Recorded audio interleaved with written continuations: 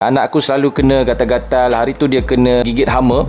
Habis gatal dia punya satu badan. Dia peluk bantal tu memang dah kena hama tungau macam tu lah. Memang satu badan gatal. Jolly Care Cream ni, korang tengok sendiri review dekat beg kuning lah. Aku dah sampai repeat order kali kedua.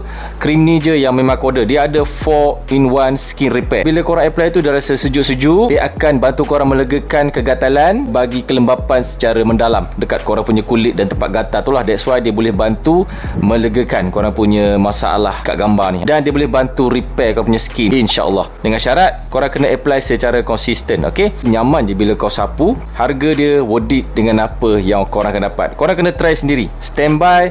Sebab bila dah gatal nanti, kalau korang pergi klinik kan, layanan kadang-kadang lambat beratur. Kita nak kena legakan cepat. Kalau budak-budak lagi dia tak tahan kan. Baik korang standby siap-siap. Macam aku standby siap-siap. Kalau anak tiba-tiba gatal, terus apply yang ni, memang membantu sangat-sangat. So kalau korang nak beli, tak payah nak aku review banyak-banyak. Sebab korang boleh tengok review sendiri dekat beg kuning. Memang semua positif, rating pun tinggi. Dan yang ni dia dah ada Malaysia Book of Record, paling banyak yang terjual dekat beg kuning.